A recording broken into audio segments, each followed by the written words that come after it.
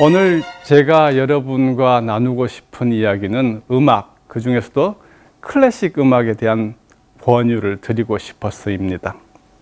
권유를 하기 전에 제가 가르친 학생들과 여러 사람들에게 클래식 음악을 멀게 생각하게 된 이유를 적어보라고 했습니다. 자유롭게. 그랬더니 한 대체적으로 한 4가지 정도의 이야기들이 나왔습니다. 오늘은 그 이야기를 짚어가면서 클래식에 대해서 이야기해 보죠. 클래식이 어렵다고 생각하는 이유 첫 번째, 멀리하게 된 이유는 이런 말이 있었습니다. 사는데 별로 지장 없잖아요. 좀 무작정하고 센 말이라고 생각하는데 옛날에는 더 센 이야기도 들었습니다. 예술하면 밥이 나오냐, 뭐 쌀이 나오냐 이런 이야기를 들었어요. 지금은 그렇게까지 말씀하시는 분은 없는 것 같습니다. 다만 그런 비슷한 이야기를 들을 때 저는 이렇게 말을 합니다. 음악 들어서 절대 쌀 안 나오고 밥 안 나와요. 이렇게 말을 하죠. 인간이 살아가는데 밥이 굉장히 중요하지만 또한 인간이 인간일 수 있는 것은 밥만으로 살지 않는다는데 인간의 중요성이 있다고 생각합니다. 한 손에는 빵, 한 손에는 장미가 필요하다고 했습니다. 우리에게 빵이 필요하듯이 우리에게 장미가 필요하죠. 왜냐하면 우리는 인간이니까요. 그것으로 첫 번째 질문에 대한 답을 한 것 같고요. 두 번째는 많이 듣는 거죠. 어려워요. 들어도 모르겠어요. 특히 클래식에 나오는 전문 용어들, 뭐 아다지오, 모데라토, 알레그로, 지오코소 이런 단어들인데 이런 단어들의 질에 겁먹을 필요는 없다고 생각합니다. 왜냐하면은 모든 분야에 들어가면은 전문 용어라는 게 있는 것 같아요. 며칠 전에 제가 집을 좀 고쳤는데 건축하시는 분이 오시는데 한 10분의 1 정도는 일본말을 하시는 것 같아요. 뭐 덴조를 우라카이 해서 뭐 하는 이런 이상한 말씀을 쓰시더라고요. 그 사람들의 전문 용어인 것 같았어요. 하다못해 시장에 가도 그들의 전문 용어가 있는 것이고 이런 것에 너무 구애받아서 멀리할 필요는 없다고 생각합니다. 세 번째, 음악에 대해서 모르겠어요, 어려워요 다음에 너무 길어요, 지루해요 이런 이야기도 있습니다. 길다와 지루하다는 것은 굉장히 상대적인 개념인 것 같아요. 우리가 음악이나 뭐 책의 길이의 기준점을 어디에 잡느냐의 문제 같습니다. 우리가 일반적인 대중가요, 약 5분, 6분 정도 되는 그런 대중가요를 기본 길이로 환산을 한다면 클래식들은 확실히 길고 지루할 수 있겠죠. 하지만 반드시 짧은 것이 정답은 아닌 것 같아요. 그리고 어떤 음악, 어떤 책들은 그 시간을 견뎌내는 것이 필요하다고 생각합니다. 제 책에서도 그런 말을 한번 쓴 적이 있는데요. 삶에 있어서 친구란 것도 모름지기 시간을 견뎌야 하는 것 같습니다. 처음 만나서 좋아지는 친구가 있는가 하면은 시간의 시험들을 거쳐서 그 사람 정말 친구이구나 하는 생각을 들 때가 있죠. 음악도 마찬가지라서 처음 듣자마자 좋아하시는 음악도 있지만 5분이 지나도 또는 50분이 지나도 음악이 내 마음을 안 움직일 수 있다는 것이죠. 그러니까 우리에게 타고난 음악적인 천재성이 없는 한은 음악의 친밀도는 여러분이 할애한 시간에 비례한다라는 생각을 저는 하게 됩니다. 네 번째, 클래식이 멀어진 이유. 너무 과거 음악 아니에요 라는 말을 들을 때가 있습니다. 바하, 막 가발 쓰고 있고, 그죠?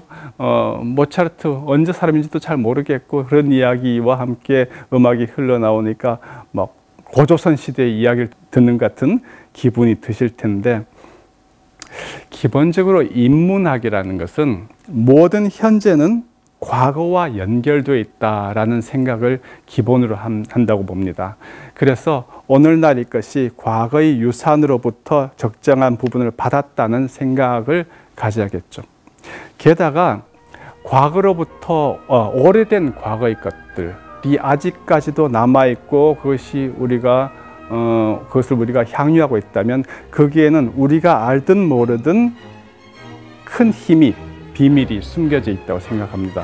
즉, 오랫동안 살아남은 것에 대해서, 그 시간의 덕계에 대해서 경외심을 품을 필요가 있다는 것이죠. 클래식 음악이라는 것은 그 세월의 덕계를 딛고 살아남은 음악들입니다. 그것이 내장된 힘이 없었다면 그렇게 살아남지 못했을 거예요.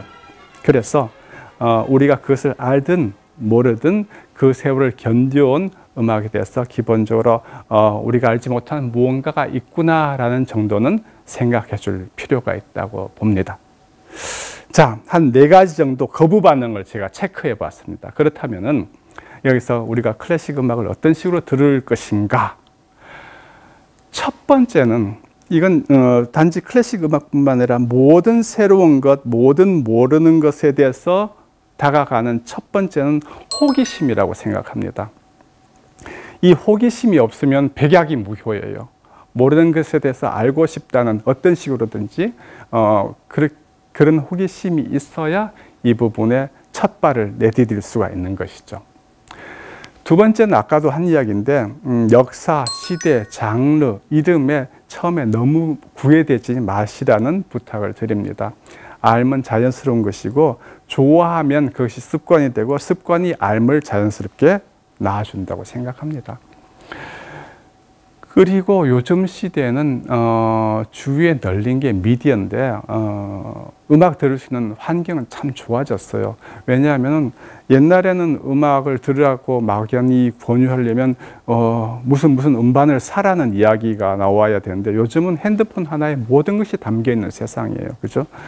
그 다음에 그렇게 해서 몇 개의 좋은 음악이 내 귀에 들어왔다. 그것이 드라마에서 들렸든 CF에서 들었든 친구가 권해준 것이든 이건 정말 좋은 것 같아 라고 생각이 든다면 노래방에 가서 18번을 적어 놓듯이 리스트를, 자기가 좋아하는 곡의 리스트를 이렇게 적어 놓으시면 좋겠습니다. 그리고 예를 들자면 베토벤의 바이올린 소나타가 좋았다. 5번이 좋았다. 그러면은 그럼 9번도 좋다는데 어떨까? 다른 사람의 바이올린 소나타는 어떨까? 이런 식으로 점점 가지치기해서 나가는 것이거든요.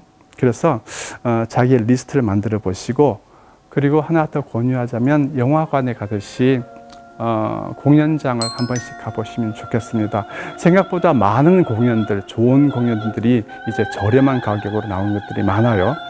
현장에서 체험하는 그 경험은 또 이렇게 핸드폰이나 컴퓨터로, 헤드폰으로 체험하는 것과 굉장히 다른 세계를 줍니다.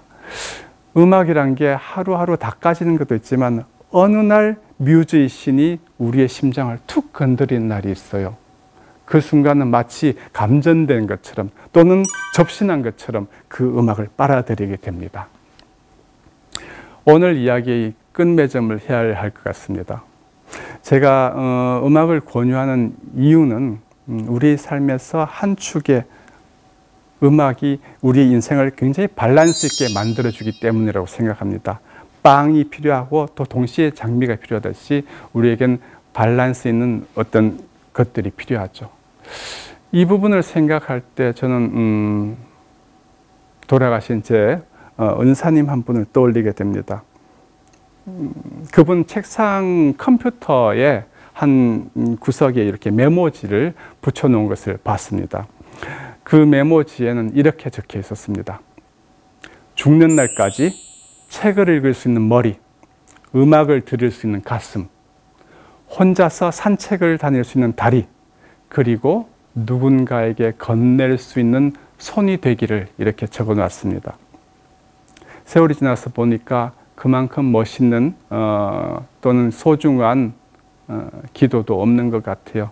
저는 오늘 여러분에게 그 중에서도 음악을 들을 수 있는 가슴 부분에 방점을 찍어서 여러분에게 권유를 하는 겁니다. 여러분의 삶에 빵이 있기를 바랍니다. 그리고 여러분의 삶에 동시에 장미가 있기를 바랍니다. 왜냐하면 우리는 인간이기 때문입니다.